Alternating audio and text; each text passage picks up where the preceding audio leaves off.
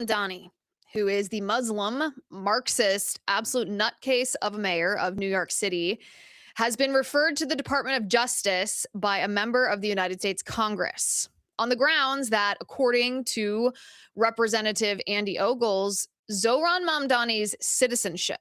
And remember, Zohran Mamdani was not born here in the United States. He was born in Uganda. He obtained naturalized citizenship.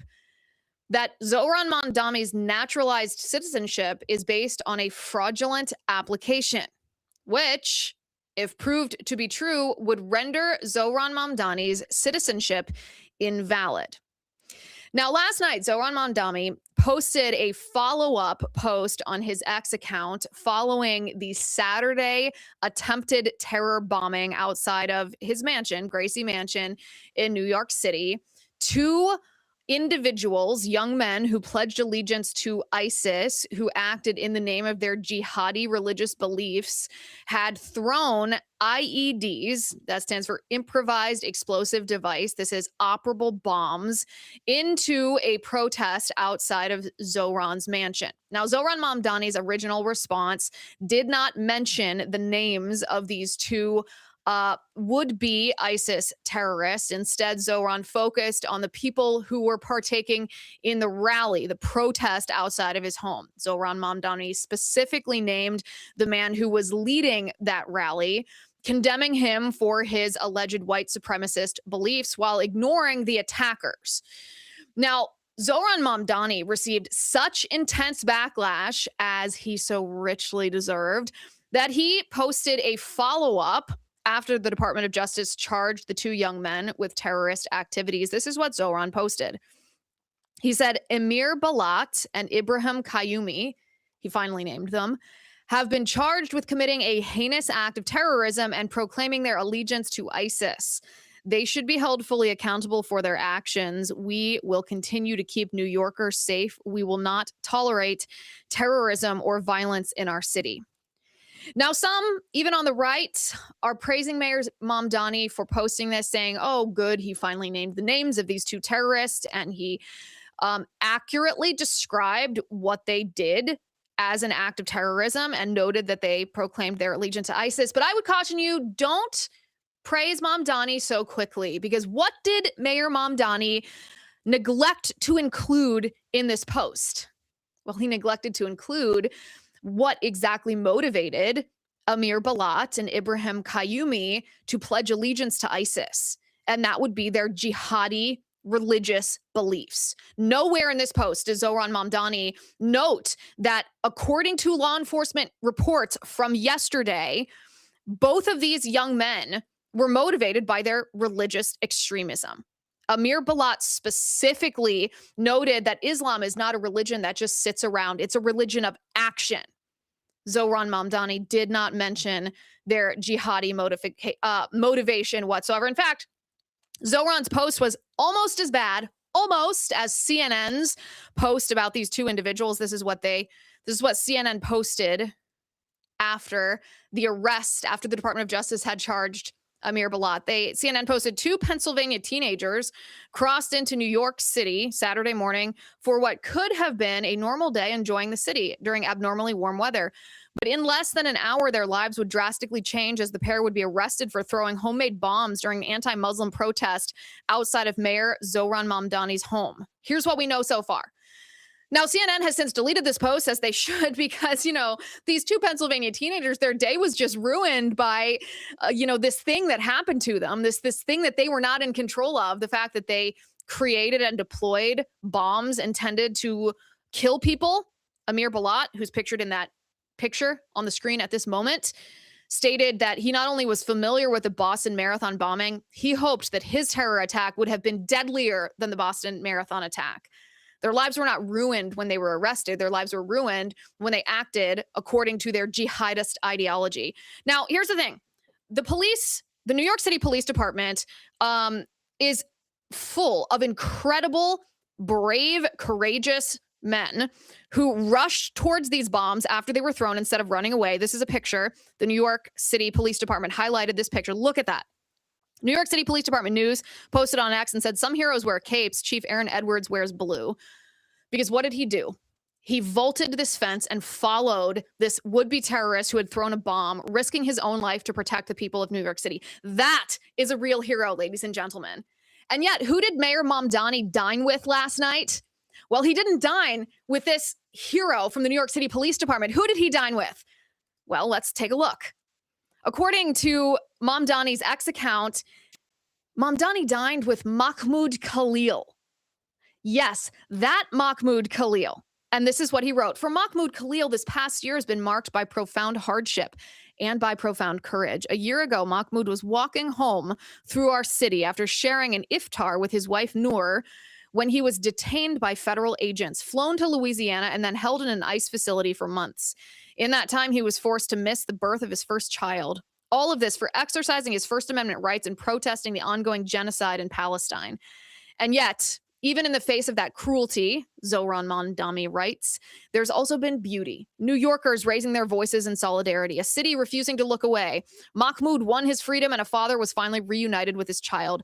Last night, as we marked the 1-year anniversary of his detention, Rama, that's Zohran's wife, and I were honored to welcome Mahmoud, Noor, and their son Dean to Gracie Mansion to break our fast together. Mahmoud is a New Yorker and he belongs in New York City. Now, let's just remember one thing. Mahmoud Khalil is not a New Yorker. Mahmoud Khalil is not a U.S. citizen. So what we're going to do today on the show is we're going to show you the case that Zohran Mamdani is also not a U.S. citizen. But before we get to that, let's talk about his connection to Mahmoud Khalil. Mahmoud Khalil, as you might recall, burst onto the scene late last year at the protests, the violent protests outside of Columbia University.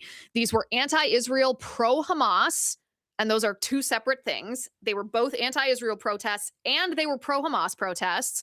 Mahmoud Khalil took part in these protests. He was actually removed by police when these pro-Hamas protesters were occupying property on Columbia University in violation of university policy. Police had to remove them.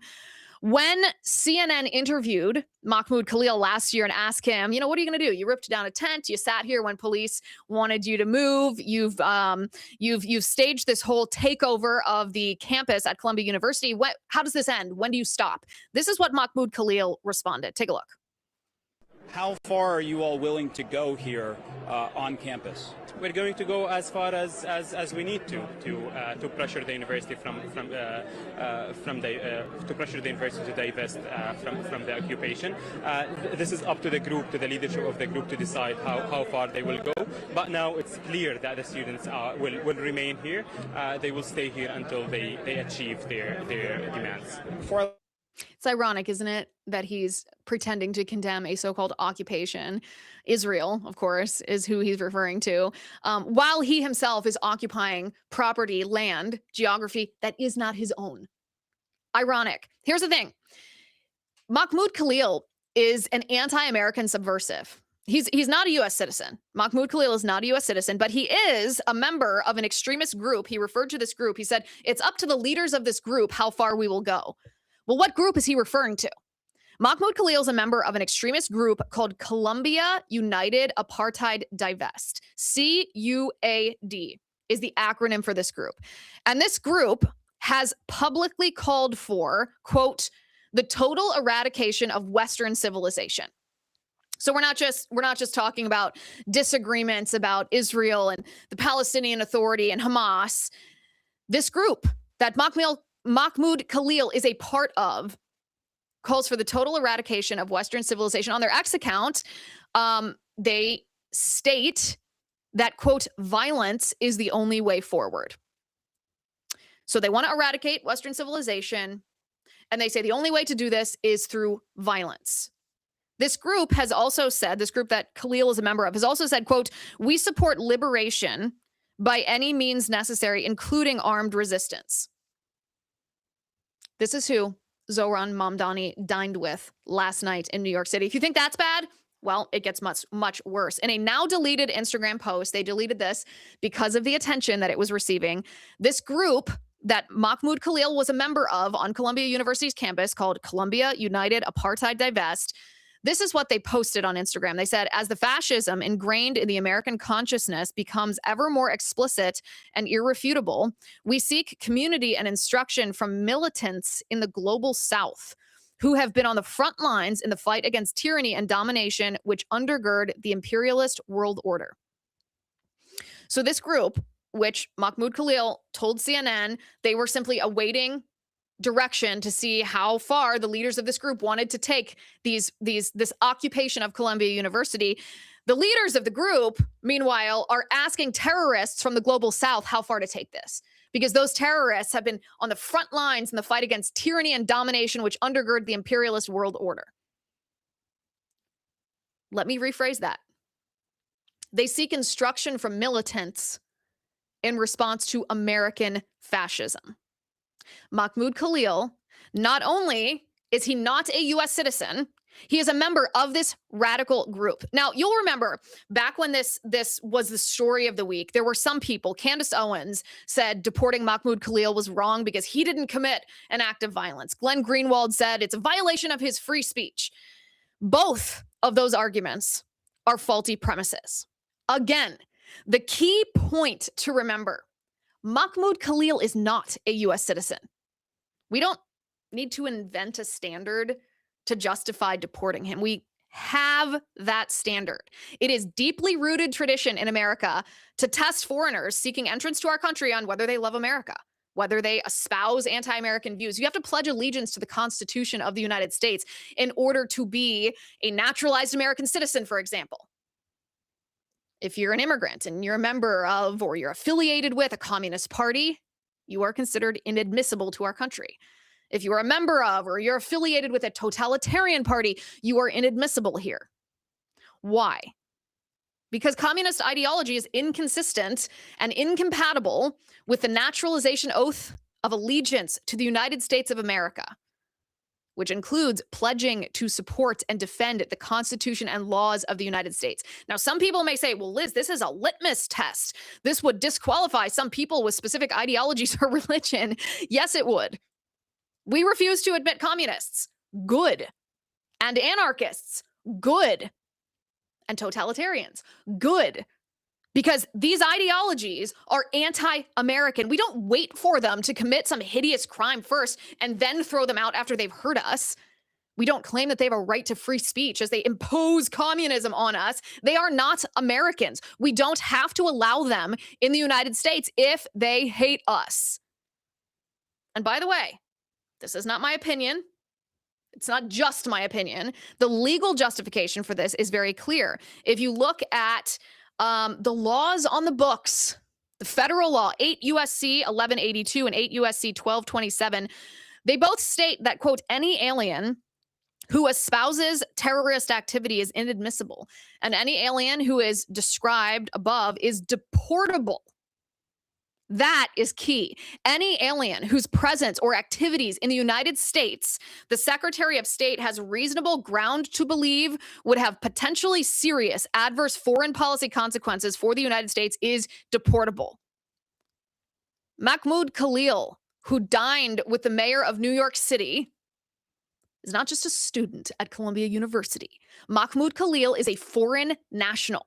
He is a member of a radical anti-American group that seeks the destruction of Western civilization. He espouses violence as the way forward and seeks instruction on how to commit such violence from militants. He has no right to be here. None. Residing in the United States, if you are not a citizen, is a privilege. If you abuse that privilege by espousing support for terrorists or endorsing violence or peddling anti-Americanism, get out of here. Mahmoud Khalil distributed pro-Hamas propaganda pamphlets on the campus of Columbia University. Hamas is a terrorist organization designated as such by the United States government, funded by Iran. Hamas hates the United States of America as much or more than Hamas hates Israel. So let's be very clear here. Hamas would, given the opportunity, commit the same invasion of the United States as Hamas committed against Israel, raping young women, murdering innocents, kidnapping hostages, burning babies alive, live streaming grisly killings of elderly people on social media, and bragging about it. Iran calls Israel Little Satan, but Iran, the funder of Hamas, calls America the Great Satan. Mahmoud Khalil was propagandizing for Hamas. There's a reason Hamas supporters chant death to America, even here in our own country. Mahmoud Khalil, again, this is not my analysis of his views. He is openly pro-Hamas. Therefore, Mahmoud Khalil is anti-American. He's not a U.S. citizen. He has zero right to espouse and peddle anti-American ideology while residing in our country as a guest. Listen, back when President Trump took office, he promised to fix the immigration crisis, which is a top priority for most of President Trump's base. Deporting Mahmoud Khalil is a critical part of that. The dangers of mass migration are not solely mitigated by securing our southern border against invasion. Protecting our nation from mass migration requires that we protect our culture from those who seek to infiltrate our institutions with anti-Americanism and thus subvert us from within. That is Mahmoud Khalil, the man who dined with Zohran Mamdani, the mayor of New York City, last night, which brings us to Zohran Mamdani's citizenship questions. He has plenty of questions facing him of his own. And today I'm going to make the case for you that Zohran Mamdani may not be a valid U.S. citizen. But first, I want to give a huge shout out to today's sponsor, All Family Pharmacy. Who should decide what medications you have access to? Well, the answer to this is obvious. You should, and your doctor. That's it. Not big pharma, not public health officials, not politicians. But we all know that's not exactly how it works in our country. Healthcare in this country is often influenced by politics and large pharma companies. That's why you need a place like All Family Pharmacy. They are a licensed U.S. pharmacy focused on giving patients straightforward access, not politics. They don't force you into an outdated system or make you deal with insurance. You can order in advance and keep a 3 to 6 month supply on hand. They have all the essentials: antibiotics, antivirals, ivermectin, mebendazole, NAD, blood pressure medications, over 300 other prescription medications.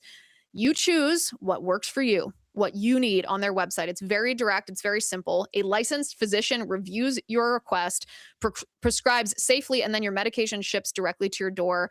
I highly recommend that you stock up and save 10% today. Listen, we talk often about parallel economy, that in order to topple institutions that have been hijacked and infiltrated and captured, like big pharma, like public health institutions, we can't just root out the corruption in those institutions. We can and we should, but we also have to provide an alternative parallel economy so that right now, as we fight the good fight, we are also able to enjoy our medical freedom. Go to allfamilypharmacy.com/Liz. Use promo code Liz10 to save 10%. That's allfamilypharmacy.com/Liz. Promo code Liz10 to save 10%. Okay, so this brings us to Zohran Mamdani, who, by the way, whose association with Mahmoud Khalil last night by inviting Mahmoud Khalil to dine with him at Gracie Mansion, which is the mayor's mansion in New York City. That's an extremely crucial ideological signal to us. Zohran Mamdani was not born in the United States. Zohran Mamdani was born in Kampala, Uganda in the year 1991. He's 2 years younger than me. Zohran Mamdani did not move to the United States until age 7, around 1998. And he did not become a U.S. citizen until 2018. Obviously, when you are not born in the United States, you don't have birthright citizenship. If you obtain citizenship later, it is through the process of naturalization. So Zohran Mamdani's citizenship status is he is a naturalized U.S. citizen. He's actually a dual citizen. He holds dual citizenship with Uganda and the United States, which is troubling. It doesn't seem to me that politicians, people serving in public office, representing the United States, swearing an oath of allegiance to the Constitution and to our country, should also be allowed to be citizens of other countries. But perhaps that's a topic of conversation for a different day. A member of the U.S. Congress by the name of Andy Ogles, Representative Andy Ogles, almost 1 year ago, referred Zohran Mamdani to the Department of Justice on the basis that willful misrepresentation of any associations with either terrorist groups or terrorist ideology would, in fact, render an application for naturalized citizenship to be invalid. Several months after Andy Ogles' original letter to Attorney General Pam Bondi at the Department of Justice, he sent a follow-up letter that was in October of 2025, asking for increased scrutiny given new information that we knew about that we learned last fall about Zohran Mamdani's affiliation with subversive groups. So I want to walk through a couple of critical facts here. According to 8 USC 1451A, and I know it's really nerdy to reference the particular citation of the U.S. law that we're talking about, but I want everyone to be able to look this up yourself.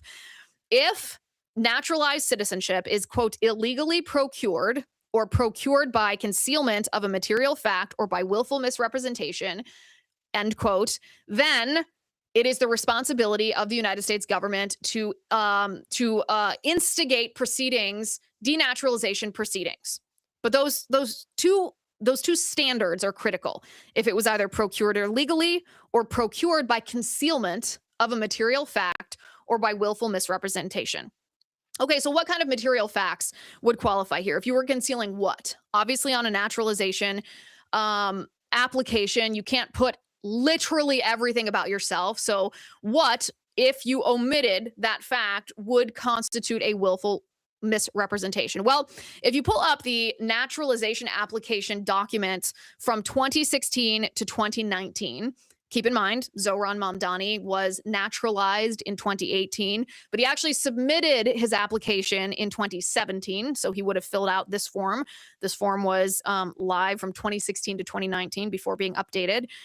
If you scroll down just a couple of pages in this application, there's a question number 10. It says, have you ever been a member of or in any way associated, either directly or indirectly, with A, the Communist Party, B, any other totalitarian party, or C, a terrorist organization? You are given checkboxes to answer either yes or no. If you scroll down a couple pages further, question 32 on this naturalization application says, have you ever lied to any U.S. government officials to gain entry or admission into the United States or to gain immigration benefits while in the United States? Likewise, with this question, you're given a yes or no checkbox. So with this in mind, understand that when Zohran Mamdani sat down and he filled out his application for naturalized citizenship, he was asked those questions. He was asked, have you ever been a member of or associated in any way, directly or indirectly, with the Communist Party, any other totalitarian party, or a terrorist organization? And the penalty for not being honest, meaning telling the truth, the whole truth, and nothing but the truth, the penalty for concealing a material fact or willful misrepresentation would render his citizenship invalid. It would render his naturalized citizenship eligible for denaturalization. So all of that, the context, the lead up to Zohran Mamdani's history with these various Communist Party, totalitarian party, and terrorist organization. Zohran Mamdani, back in 2017, and remember, this was prior to his naturalization in 2018, praised a group of convicted terrorism funders called the Holy Land Five. I'm going to show you the details of that in just a minute. Additionally, Zohran Mamdani has indirect association through a series of groups, the Students for Justice in Palestine, the American Muslims for Palestine, with terrorism funders. I'm going to walk you through the details of that. In addition, Zohran Mamdani has direct association with communist Roy Singham's groups like the Party for Socialism and Liberation. That might be his most direct connection yet. In addition to the fact that since 2017, 1 year prior to Zohran Mamdani's naturalized citizenship being approved, Zohran Mamdani joined the New York City chapter of the Democrat Socialists for America. And that's where I want to start, because at the risk of repeating myself, question number 10 on the naturalized citizenship application form from 2017, have you ever been a member of or in any way associated, either directly or indirectly, with a communist party, any other totalitarian party, or a terrorist organization?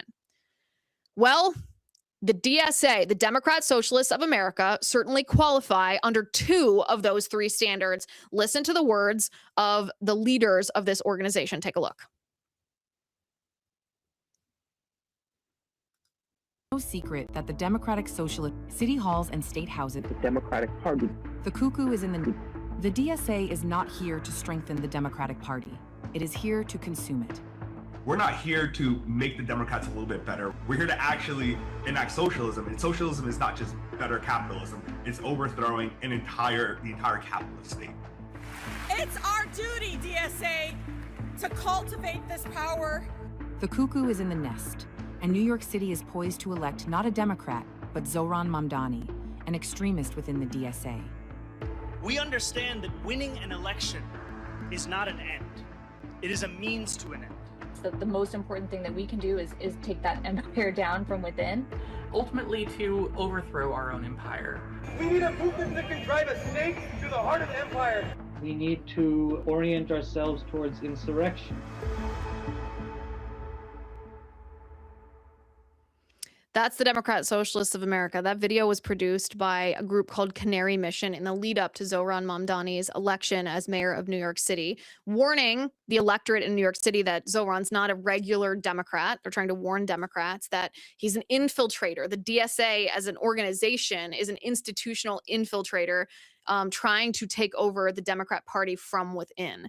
And very clearly stated in this video, the DSA seeks to overthrow the United States. They seek a totalitarian government in the United States, and they seek to do this through violence. This in and of itself, narrowly, setting aside the argument that Congressman Ogles made in his referral to the Department of Justice, just Zohran Mamdani's official membership, his association, his direct association with the DSA should have disqualified him from being approved as a naturalized U.S. citizen. And if we don't have his application in front of us to see whether he disclosed it, if he did not disclose his membership in the DSA, then he concealed a material fact or willfully misrepresented his own ideology. So the option here is binary. Either the application that he submitted was fraudulent, or the approval of the application with the information, if Zohran Mamdani is more of an ethical person than I think he is, was fraudulent too.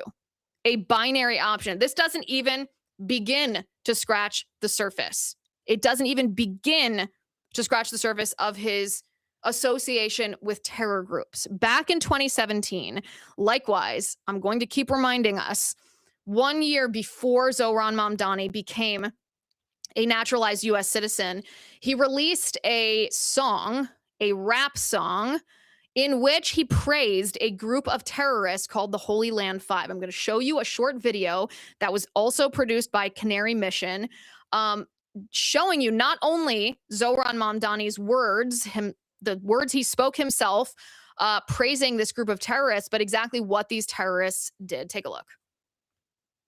2017, Zohran Mamdani released a rap track that praised 5 convicted Hamas funders known as the Holy Land Five. Now he wants to run New York?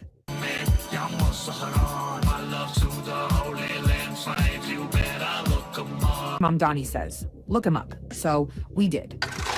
These 5 men were convicted of funneling over $12 million to Hamas, a U.S. designated terrorist organization responsible for the murder, rape, and kidnapping of civilians, including Americans. Mamdani sent his love to convicted Hamas funders. Let that sink in. Mamdani says, no wall will make it fall. That's an open door for criminals and chaos. Zohran Mamdani stands with convicted terrorist funders and wants open borders. This is New York City, not a sanctuary for terrorists. My love to the Holy Land Five. You better look them up. $12 million these five men funneled to Hamas, but it's actually worse than that. The criminal trial for the Holy Land Five, and follow along here because this story not only gets complicated, the connections are wildly beyond coincidental. Back in 2008, the criminal trial, the United States government prosecuting the Holy Land Five, resulted in prison time for these five men. They were convicted by a federal jury of providing material support, that $12 million, to Hamas, a terror group designated by the US government. Now, these individuals were sentenced in 2009. Shukri Abu Baker, that's the president of the Holy Land Foundation, and Ghassan Alashi, its chairman, were sentenced to 65 years each in prison. The top fundraiser for the Holy Land Foundation, his name is Mofid Abdul Qadir Mashal. He, by the way, is the half-brother of a leader of Hamas, Khalid Mashal. He was sentenced to 20 years. Mohammed El Mazan, he is the Holy Land Foundation co-founder, and Abdul Rahman Abde, these are the New Jersey representatives of the Holy Land Foundation, each received 15 years. These are hefty prison sentences, because the crime they committed violated anti-terrorism law in the United States. But that's only the beginning. That's the criminal conviction. Zohran Mamdani, after almost a decade after these criminal convictions, was praising these five men as they sit in prison for funding terrorism around the world. Zohran Mamdani is saying, my love to them. Look them up. Again, isolated in and of itself, that should be disqualifying. But there's more. In 2004, before the criminal convictions, the Holy Land Five were also found liable in a civil trial, a federal civil trial, obviously different than a criminal trial, for the 1996 murder of a New York City resident, a 17-year-old child named David Boim. David Boim was murdered outside of Jerusalem by Hamas. Boim, it's a tragic story. He was waiting at a bus stop with other students in the West Bank when he was shot and killed. He was struck by gunshots fired from a car that was driving past. And Hamas claimed responsibility for this attack. Now, this child who was murdered, David Boim, his parents sued the Holy Land Five under the U.S. Anti-Terrorism Act. They sued both the Holy Land Five and two other organizations that had ties to the Holy Land Foundation. Again, this is complicated, but the tie here to Zohran Mamdani will blow your mind. One of the groups that was sued by David Boim's parents was called the Islamic Association of Palestine, the IAP. Now, after this civil lawsuit was filed, the IAP dissolved after the judgment because they could not pay out what they were supposed to pay out to David Boim's parents because they were found liable in the murder of this young New York City boy. But the IAP didn't really go away. They just rebranded. They resurrected themselves, the same people, the same organization, just a new business structure to avoid paying what they had been found liable, what they owed this family of this child that had been murdered by Hamas. They rebranded themselves as a group called the American Muslims for Palestine, AMP. This was just 2 years later in 2006. Now, AMP was officially started by a man named Hatem Bazian. Hatem Bazian. Of course, he was a professor, a lecturer at the University of California, Berkeley, because, we love to do that in the United States. We love to say, oh, you're a terrorist. You hold anti-American ideology, a communist, maybe a socialist, an Islamist. Please come and teach our children, indoctrinate our youth so that they also hold anti-American ideology. But I digress. The parents of David Boim are now suing American Muslims for Palestine because of what American Muslims for Palestine is. They allege that the organization is just the alter ego of IAP, which of course it is. The IAP dissolved after the civil lawsuit and it just resurrected as AMP. It's a sleight of hand. They're trying to get away without paying this family. The Boims are trying to collect what they've been owed since 2014. By the way, this is all reported in detail by investigative journalist Ashley Rinsberg. I highly recommend that you read his entire readout following this money trail because it's complicated, but wait until you see the connection. Okay, so the man who founded this resurrected group, Hatem Bazian, Hatem Bazian in 2010 also founded another group, and this name you will be familiar with. This group is called Students for Justice in Palestine. Yes, Students for Justice in Palestine. We know from last summer's coverage of the anti-ICE rallies out in Los Angeles that Students for Justice in Palestine is largely funded by communist Roy Singham.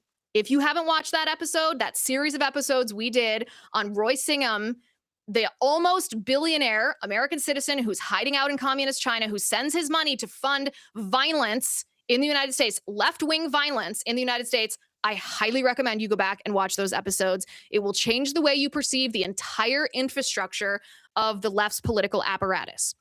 So Hatem Bazian, the founder of the resurrected AMP, the rebranded group that dissolved so that they didn't have to pay out the murdered child's parents, Bazian co-founded Students for Justice in Palestine. Now, Students for Justice in Palestine is obviously the group that goes on college campuses and stages the pro-Hamas riots, these occupations, these sit-ins. Well, when Students for Justice in Palestine first held their inaugural conference, this is a year after it was founded in 2011, they held it at Columbia University, and the keynote speaker who was invited to address this newly founded group was named Mahmoud Mamdani. Mahmoud Mamdani is Zohran Mamdani's father. Now, at the time, Zohran Mamdani was a little bit younger than he is now. And 2 years after his father keynoted that inaugural Students for Justice in Palestine address, Zohran himself launched a chapter of Students for Justice in Palestine at the very, very liberal Bondi College in Maine. That's where he went to college. Of course, it's worth noting just how expensive and elitist Bondi College is. Not where your average American citizen can attend school, because it costs an enormous amount of money per year. But Zohran Mamdani, that is where he went to college. Okay, so now we tie it all together. Is this all a coincidence? Is this just a small world of academia and pro-Hamas activism where the same players happen to be in the same place at the same time, but there's not truly a traceable connection? Well, I'll leave you with this. In 1993, the FBI got wind of a meeting that was to take place in a hotel room in Philadelphia, Pennsylvania. This meeting was made up of Hamas officials who were in the United States at the time. And so the FBI, since Hamas is officially designated as a terror organization by the United States government, were justified in wiretapping that meeting, which they did. They wiretapped that meeting in that Philadelphia hotel of a group of terrorists operating on U.S. soil. Now, this wiretap revealed to the United States government that Hamas had a plan. They weren't simply here in the United States for fun. They weren't here for economic prosperity. They weren't here to find a better life for their family. They weren't here to live the American dream. They were here because they had a plan to infiltrate American society. And the way that they planned to infiltrate American society was through three ways. The Holy Land Foundation would fundraise for Hamas. The Islamic Association for Palestine, the IAP, that dissolved when David Boehm's parents filed a civil lawsuit and they were found liable for his murder. The Islamic Association Palestine would oversee the propaganda for Hamas in the United States. And then the United Association for Studies and Research, the UASR, would serve as a political think tank for the terror group. This is what the FBI wiretapped. This is what they listened to as these Hamas leaders plotted how they were going to infiltrate the United States, overtake the United States government, and implement instead an Islamic caliphate here in our homeland. This happened in 1993. Now, not to jump back in history, but in 1991, 2 years prior to that, there was a memo that was written by the leaders of Hamas that tipped off the FBI and the world, people who were able to get access to this memo, that this was happening, that there was a plot. There was a reason that the FBI wanted to listen in to these Hamas terror leaders, because the 1991 memo communicated that Hamas sought to create a network in the United States to infiltrate institutions, academia, politics, and lobbyists. Let me rephrase that. Academia, where Zohran Mamdani's father was, and politics, which is where Zohran Mamdani is. So now when you think of these different connections, you think of Zohran Mamdani's praise of the Holy Land Five. You think of his association with communist Roy Singham's Party for Socialism and Liberation, which is a branch party of the Communist Party. Association with it should disqualify anybody applying for naturalized citizenship from obtaining it. When you think of his association with the Students for Justice in Palestine, because his father was associated with it, founded by a man who had also resurrected this group that Hamas had specifically named as being the propaganda arm for Hamas, that they dissolved because they were found liable in the murder of an American citizen. Suddenly it makes you view Zohran Mamdani in a whole new light, doesn't it? Suddenly he doesn't seem like just a charismatic young man who happened to win in New York City because the previous mayor, Eric Adams, had pissed off all the constituents. Suddenly it seems like the fruition of a long-planned operation, a plan whose operation began the year Zohran Mamdani was born, or perhaps before that. And it makes you wonder whether Zohran Mamdani's citizenship can possibly be valid. Because either he failed to disclose on his citizenship records his praise for the Holy Land Five, terrorists who'd been convicted of giving $12 million to Hamas. Either he failed to disclose that, he failed to disclose his membership in the Democrat Socialists of America, who aren't just trying to infiltrate the Democrat Party because they want to be leaders of that political apparatus. They're trying to infiltrate the Democrat Party to take it over because they want to use a pre-existing vehicle that the apparatus has already been built in order to bring their ideology, which is not your average Democrat ideology, to bring their ideology, which is to overthrow the American empire and institute a totalitarian socialist communist government here on us. Either Zohran Mamdani failed to mention that, which if he did, then he is in violation of the law cited by Congressman Andy Ogles, which makes your citizenship, your naturalized citizenship, fraudulent if you concealed or willfully misrepresented material facts from your past, facts that are asked directly on the questionnaire, the application. Have you ever been a member of or in any way associated, either directly or indirectly, with a communist party, any other totalitarian party, a terrorist organization? What did Zohran Mamdani respond to each of those questions? The Communist Party? Yes or no? Any other totalitarian party? Yes or no? A terrorist organization? Yes or no? Now, what I suspect he answered no to each of those questions. I suspect that he interpreted them in a willfully limited manner. The Communist Party? No, I wasn't a member of the Communist Party. But were you associated indirectly with the PSL, which is a branch party of the Communist Party? I suspect he answered no, that he was not associated with or a member of any other totalitarian party, which is not true. In 2017, he joined the New York City chapter of the Democrat Socialists of America. I suspect he answered no to that question.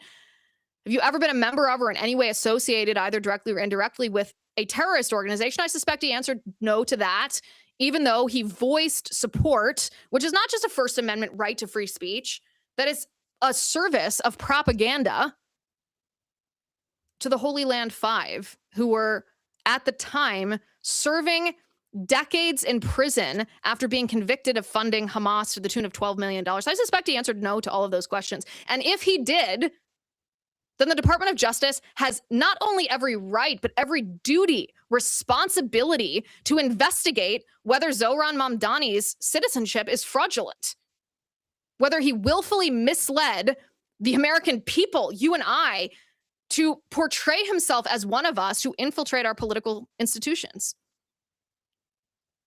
And the other option, of course, is Zohran Mamdani may have answered yes. Yes, I've been associated indirectly with the Communist Party through PSL. Yes, I've been associated directly with a totalitarian party, the Democrat Socialists of America. Yes, I have. And yes, I have voiced material support for a terrorist organization, the Holy Land Foundation, the Holy Land Five. He could have answered yes to all of those questions. But if he answered yes to those questions, then how was his application for naturalized citizenship ever approved? Who would have approved that? And I'm talking the name. What person had the authority to approve an application for naturalized citizenship if the answers to those questions were yes? Because it's not like these were positions that Zohran Mamdani took in his past 20, 30, 40 years ago that he has since disavowed. These are not associations that happened in his youth when he was young and stupid that he clearly no longer takes part in, and therefore it's not a threat to the United States. Zohran Mamdani never even took a break from any of this. He still coordinates with the PSL. He is still a member of DSA. He is still sympathetic to anti-American subversives, whether that's Hamas or whether it's Mahmoud Khalil, who's part of a group that calls for the destruction of Western civilization. So we have before us a binary choice, it seems. A choice between an intentionally fraudulent application submitted by Zohran Mamdani, which could and should lead to an investigation and eventual denaturalization, or we have corrupt immigration officials who approved a naturalized citizenship application when they should not have done so. That should also lead to an investigation. The names of those officials who approved that should be revealed to the American people who have been hurt by that corruption. Not only should those people be fired, they should be charged, and Zohran Mamdani should still be subject to denaturalization because he never should have been approved for citizenship in the first place. That is the situation that we are facing today. The ideology of this man, Zohran Mamdani, the mayor of New York City, is clear. Instead of dining with a police officer who courageously risked his life and vaulted over a fence, running towards what could have been grisly death after a bomb was thrown outside of Gracie Mansion, instead of dining with him and praising him, Zohran Mamdani chose instead to honor Mahmoud Khalil, to dine with an anti-American subversive who is not a U.S. citizen, who has propagated Hamas propaganda, handed out pamphlets, occupied Columbia University, pretended to be a student so that his infiltration of this academic institution is not noticed, all the while relying as a member of this group on militants from the global south to teach them and direct them how to overthrow the U.S. government, the entire capitalist society, the imperialist civilization. And so once again, Attorney General Pam Bondi faces a choice. Will we see justice or not? Elephant 2024 on the YouTube live chat says, to have descended over the course of a quarter of a century from the leadership of Rudolph Giuliani to Zohran Mamdani is not only heartbreaking and sobering, but a testament as to how far we've fallen. It is jarring to think that September 11th, 2001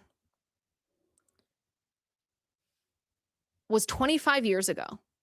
And in the space of 25 years, we now have as mayor of the very city that was attacked by jihadists in the name of their religious beliefs, their Islamist religious beliefs, is now under the helm, the mayoral helm of a man who is sympathetic and espouses the same beliefs as the attackers. Oscar Wilson says Mamdani's wife is an open Hamas supporter and he ignored the terrorist attack. Yes, his wife is an open Hamas supporter, and I entirely reject the idea that he should not have to respond to for her beliefs. They are married. She made these comments before they were married, which means that he is not obligated as a husband to be loyal to his wife, in the sense that if she had not made these comments until after they were married, he could say, listen, she said that after we were married. It was not something I knew about. This is my viewpoint. No. She made these comments before they were married, which means he had the opportunity to analyze whether that was a deal breaker for him or not, whether these comments were so problematic that he would not want to pledge his life to her and become one with her. And he chose to do so anyway, which means that these comments were not a problem with him. Of course, he has to respond and answer to these comments from his wife. His wife is a public figure. No, she wasn't on the ballot, but the wife of a politician is a public figure by nature of her husband's position. Of course, he has to answer for it. And I think the reason that he won't answer for it is because you and I know the real answer. Mamdani does too, and he doesn't want people to know.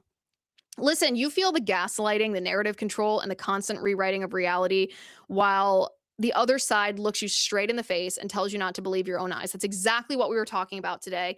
And it's also why Frontier Magazine issue 5 matters, because in a culture built on manipulation and lies, holding something permanent is very powerful. Something researched, something tangible, something intentional, something that doesn't disappear because big tech decides it's inconvenient. The mainstream media doesn't want to cover it. Issue 5 of Frontier Magazine is bold, it's substantive, it's unapologetic, it tackles the cultural battles everyone else is too afraid to name, and it does so with clarity, facts, and conviction. Now, the only way to get Frontier is through Blaze Unlimited, which Blaze Unlimited is not just content, it is a community. Members only content, premium perks. It's a front row seat to the fight for truth. And right now, you can get the same deal as last issue. The first 50 subscribers who use promo code Frontier40 will get $40 off, plus digital access to issues 1, 2, 3, and 4, so you can see exactly how we got here. These issues sell out every time, so don't wait. Go to blazeunlimited.com/Liz and use promo code Frontier40. That's blazeunlimited.com/Liz and use promo code Frontier40.